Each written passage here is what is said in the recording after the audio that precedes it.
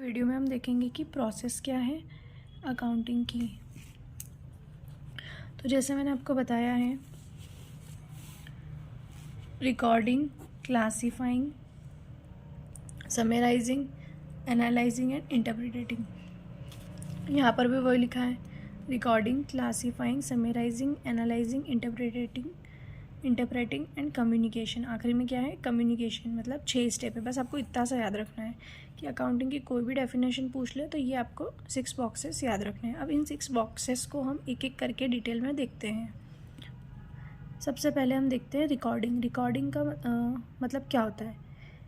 Recording अगर हम ये है एक अकाउंटिंग का बेसिक फंक्शन है। क्या है अकाउंटिंग का सबसे पहला फंक्शन? क्या है?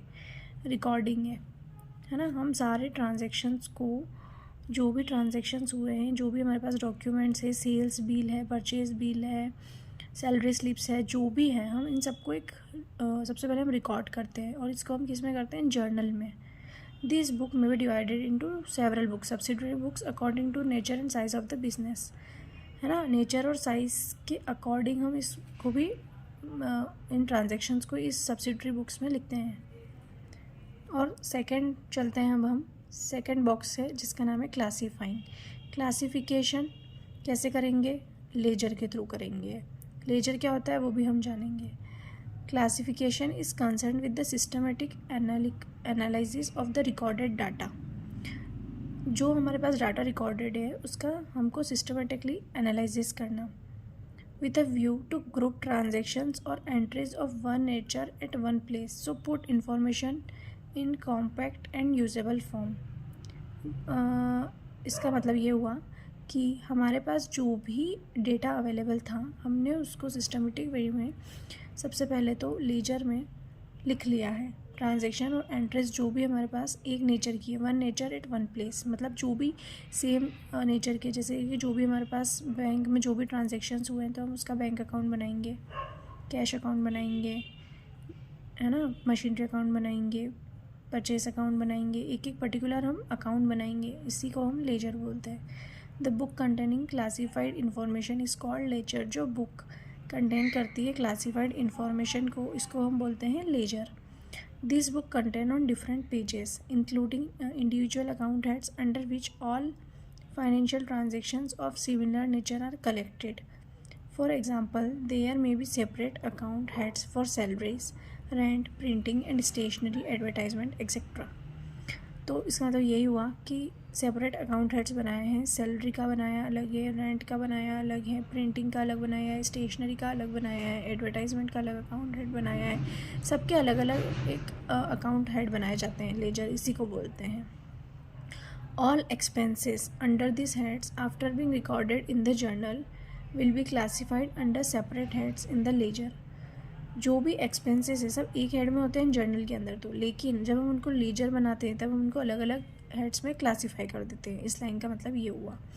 This will help in finding out the total expenditure incurred under each of the above heads, जिससे हम आइडेंटिफाई करते हैं कि टोटल कितना हमको एक्सपेंडिचर हुआ इनकर under above heads.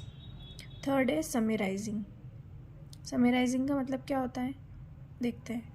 It is concerned with the preparation and presentation of the classified data. It is concerned with the preparation and presentation of the classified data. जो भी हमने क्लासीफाई किया है डेटा, मतलब जो भी लेजर में डेटा किया है हमने classify, in a manner useful to the internal as well as external users of financial statement. तो हम इनको इंटरनल और एक्सटर्नल यूज़र्स को हम पहुंचा पाए। ठीक है। This process leads to preparation of financial statement. ये जो प्रोसेस है इससे हम फाइनेंशियल स्टेटमेंट को प्रिपेयर कर पाते हैं। जैसे कि ट्रायल बैलेंस बनाते हैं हम सबसे पहले, उसके बाद हम बनाते हैं P&L अकाउंट, और उसके पहले भी हम ट्रेडिंग अकाउंट बनाते हैं। देन फिर हम बनाते हैं बैलेंस शीट, और फिर हम बनाते हैं cash flow statement.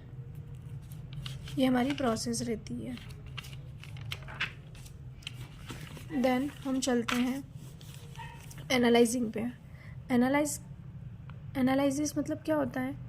Methodical classification of the data given in the financial statement. The figures given in the financial statement will not help anyone unless they are in simplified form. For example, all items relating to fixed assets are put at one place while all items related to current asset are put at another place.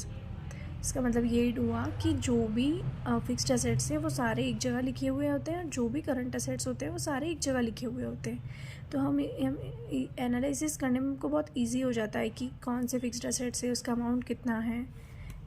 अगर हमको कुछ भी analysis करना है तो एक हमारे लिए बहुत ईजी हो जाता है हमारा काम। It is concerned with the establishment of relationship between the items of P&L account and the balance sheet. It provides the basic of interpretation. ये बोल रहा है कि ये एक establishment of relation between the items of P&L and balance sheet. तो ये analysis करने का मतलब बहुत अच्छा तरीका है जिससे हम P&L और बैलेंस शीट के आइटम्स के बीच में क्या रिलेशन है, कौन सा आइटम P&L का बैलेंस शीट में किधर जा रहा है, वो हम अच्छे से एनालाइज कर पाते हैं। देन हम देखेंगे इंटरप्रेटिंग मतलब क्या होता है। This is the final function of accounting. ये आखिरी है, मतलब फाइनल बोल सकते हैं इसको। Communicating is different thing. Communicate करना मतलब हम यूज़र्स को हमारा बता रहे हैं कि हमारा कितना फाइनेंशियल स्टेटमेंट है, ये सारी चीज़ें हम बता रहे हैं उनको, ठीक है। ग्राफ्स क्या हैं, ये सब चीज़ें हम बताते हैं। बट इंटरप्रेटिंग मतलब देखते हैं हम कि this is the final function of accounting. It is concerned with explaining the meaning and significance of the relationship as established by the analysis of accounting data. The record financial data is analyzed, interpreted in a manner that will enable the end user to make a meaningful judgment about the financial condition and profitability of the business. अब इसमें बोल रहे हैं कि ये एक final function है जो कि कंसर्न करता है with explaining the meaning and significance. Meaning बताता है ये, सिग्निफिकेंस बताता है, इंपॉर्टेंस बताता है। सिग्निफिकेंस का मतलब होता है इंपॉर्टेंस बताना। Relationship between established by the analysis of accounting data, recorded financial data and interpret in manner it will make a meaning, जिससे एक मीनिंगफुल जजमेंट हो सके about the financial condition. Business की फाइनेंशियल कंडीशन क्या है, क्या profitability है business operations की, इन सब से रिलेटेड एक मीनिंगफुल हम जजमेंट करवाएं। जिसकी फर्म है, जिसकी कंपनी है, वो एक जजमेंट ले पाए उसकी फाइनेंशियल स्टेटमेंट को देख के, ठीक है। और जो भी यूज़र्स हैं, शेयर होल्डर्स हैं, वो सब भी उनको इसमें इन्वेस्ट करना है या नहीं करना है, इसके बेसिस पे एक डिसीज़न ले पाएँ। ओके, अब हम देखते हैं कम्युनिकेटिंग। कम्युनिकेटिंग का मतलब क्या होता है, सिंपल है, कम्युनिकेट करना, बातचीत करना आपस में। तो it is done through preparation and distribution of accounting reports. Accounting की जो रिपोर्ट्स बनी है, जो भी P&L बैलेंस शीट जो भी ये रिपोर्ट्स बन के आती है, तो प्रिपरेशन करना इनकी और डिस्ट्रीब्यूट करना इनको, ठीक है। किसमें, कंपनी के मतलब जो भी शेयर होल्डर्स है, जो भी इन्वेस्टर्स हैं, उनको डिस्ट्रीब्यूट करना।